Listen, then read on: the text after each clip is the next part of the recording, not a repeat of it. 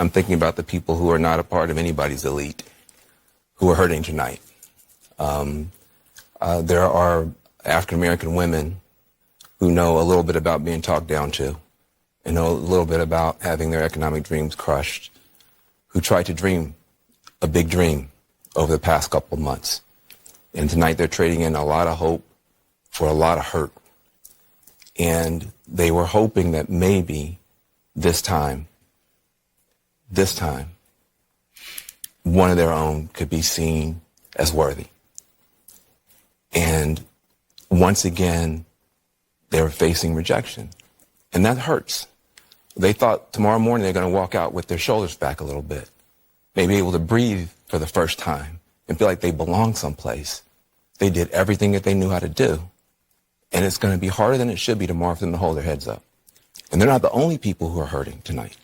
If you're a parent of a trans kid, your child's face was used as a springboard to power for somebody.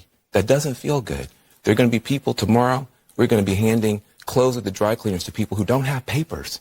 There are going to be people who are going to be cleaning your teeth tomorrow who don't have papers. And they're terrified tonight. And so it's easy to blow this off. Oh, look at the elites. They're going to get their comeuppance. It's not the elite that's going to pay the price. It's people who woke up this morning with a dream and are going to bed with a nightmare. And those people didn't deserve to be respected and held and talked to. Those are the people who are going to pay the price for whatever Donald Trump decides to do. Good evening from Wilmington, Delaware, to all my beautiful African queens of the Democratic Party plantation. Sisters, how can you dare blame your big brother King Kong consciousness for the white racist Democratic Party losing the presidential election this year? I wasn't even in the country, sister.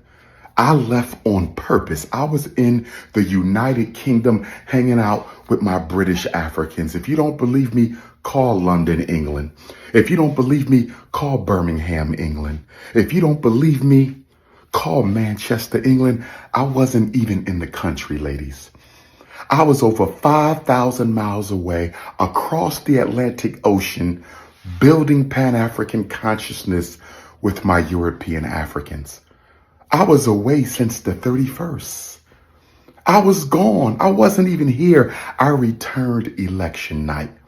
How you going to blame me for the Democratic Party losing the election?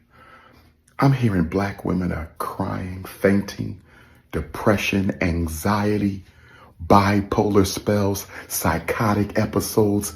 My black queens, it ain't that serious. You crashing out for a political party we've been voting for overwhelmingly for the past 88 years. What are we crying for, sisters? Black queens, can we please do something about this? But if you need a hug, I'm here. If you need some life coaching, I'm here. Whatever I can do to help my beautiful African sisters out, I'm here. I'm hearing we got beta males on the Democratic Party plantation. They having crying sessions. I heard Van Jones and Swollen Martin and Barack Obama, they having crying sessions for the beta males of the Democratic Party plantation. Come on, family. You weren't going to get anything from Kamala Harris. Come on. You didn't get nothing from Joe Biden. Come on. But my Republican Party plantation slaves, don't go rubbing this in their face. Because I don't know who told you Donald Trump was the savior of black America. He couldn't care less about black folks. We crashing out over white candidates, white racist political parties. Nobody can save the Negro but the Negro himself. Nobody can save the African but the African himself. Listen, if y'all want to blame me, I will wear it as a badge of honor that I'm responsible for black people waking up and no longer serving as the loyal plantation slaves of the Democratic Party. I will gladly accept the reward. I will take the honor home. I will take it home. But I'm not responsible for this. She still walked off with 85% of the black vote, but it just wasn't enough. Hispanics went for Trump more than her. Those over 50 went for Trump more than her. This wasn't my fault. This wasn't black America's fault. They wanted to put Kamala in there. The white power structure, they wanted to put Kamala in there, but they knew if they robbed him again, America would have went up in smoke. Y'all know that.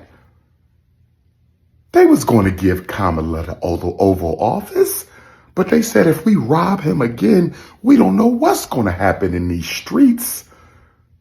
So the shadow government had to have a sit down. This your big brother. I just took a shower.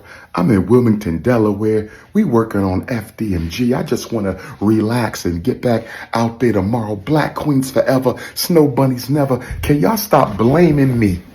Can y'all stop blaming me for things I don't have anything to do with? And by no means am I intending to beat a dead horse. Peace and Pan-Africanism. And by no means am I intending to beat a dead horse. But my Democratic Party plantation slaves, I'm having a little bit of a problem with the fact that y'all crying over Kamala Harris, but y'all not crying over that $30 million that the Divine Nine gave her in one night to pay for campaign ads and commercials. If you're going to cry, don't cry because a white racist political party lost the election. You should be crying because the Black Greeks gave Kamala $30 million in one night that the Black community can never get back. That the Black community can never get back. That the Black community can never get back. Why don't you cry about the $30 billion Black women in particular, but Black men as well, spend on beauty and hair products? Why don't we cry about all these Black girls who are being trafficked in this country? Why aren't we crying about all the homeless Black women with children living on the street? Why aren't we crying about all the young Black men who are losing their lives to senseless violence? Are we crying like this for these lynching victims? Are we crying like this for these police genocide victims? But you crying for Kamala Harris? But you not crying for the $30 million the Divine Nine gave her to pay for useless commercials and ads, the money from which she's never getting back? Can we please stop the nonsense? Can we please get organized? Black queens forever, snow bunnies never, Pan-Africanism a perish. I'm the new leader of Black America. You either with me or you against me. The agenda is coming soon. 2025, Team Pan-African, King Kong consciousness. You either with us or you against us. Let's just keep it a buck. Do I need to remind y'all? Do we need to go back in time 16 years ago, when many of you and many of our grandparents wasted their savings in retirement to go and watch Barack Hussein Obama get sworn in as president of the United States? Do y'all remember that? All that money Black people spent to go and watch Barack Obama get sworn in as president of the United States, to only turn around and rainbow gang our children, turn around and try to rainbow gang Africa, turn around and give all our civil rights to all these other anti-Black, non-African groups? Need I remind you that Bill Clinton single-handedly incarcerated more Black men than all Republican presidents put together? With that omnibus crime bill that he pushed out in 1994, do we need to talk about how Bill Clinton criminalized child support? Do we need to talk about how Joe Biden pushed the Asian bill in the transformer bill and all these other bills and did nothing for African people, and I'm supposed to be saddened? Not me, family. First of all, I'm a Pan-Africanist. I don't endorse candidates or parties. I'm a Pan-Africanist. I do not endorse candidates or parties. You understand me, family? If it's going to be any crying, it's going to be done over us. Any crying going to be done for black people. If we giving out $30 million a night, it better be to build some institutions. Stay focused and stop getting distracted. Donald Trump and Kamala Harris aren't going to do anything for black people. Black people have to do for black people. When are you going to stop begging, crying, pleading, and depending on Caucasians to save you? No one is coming to save Africans. Not Donald, not Kamala. Only Africans can save themselves. This is my last one for the night, family. But I received word from my Howard University Africans. I received word from my Howard University Africans that Vice President Kamala Harris did not return to the forum last night to thank them for their support.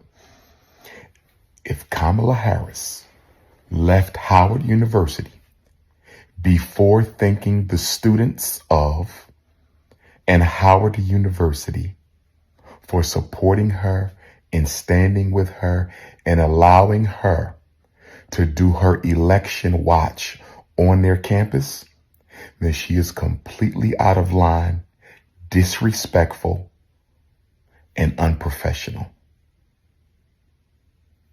I need my Howard University students to tell me whether or not Kamala Harris returned to the rostrum to thank you all for supporting her in her defeat. If Kamala Harris did not return to the rostrum to thank the Howard University students for supporting her, then she was out of line. That is disrespectful and it is unacceptable. My beautiful sisters of Alpha Kappa Alpha Sorority Incorporated, my beautiful sisters of Alpha Kappa Alpha Sorority Incorporated, you need to send your soror a letter. You need to let her know that you did not appreciate her conduct at your school, at your alma mater, and that was a poor representation of what Alpha Kappa Alpha Sorority Incorporated stands for. The basilisk of AKA needs to send Vice President Harris a letter. The president of Howard University needs to send Vice President Harris a letter. The student government and student organizations of Howard University need to send Kamala Harris a letter. That was wrong. She would have never behaved that way at a PWI. That was wrong. She would have never behaved that way at a PWI. And that shows you that yes, she graduated from Howard, but she doesn't respect Howard. She belongs to AKA, but she doesn't respect AKA. Her membership in your fraternity and her graduating from your university was only a strategy to boost her political ambitions. That's all it was. How dare you come to an HBCU? How dare you come to Howard University, lose the election, and instead of coming out and thanking those Howard University students and alumni in DMV family, Virginia, Maryland family, DC family for standing with you, you just walk out. In other words, black people aren't good enough for an explanation. Black people aren't good enough for a thank you. If Kamala Harris's behavior last night at Howard University doesn't show you who she is, I don't know what is.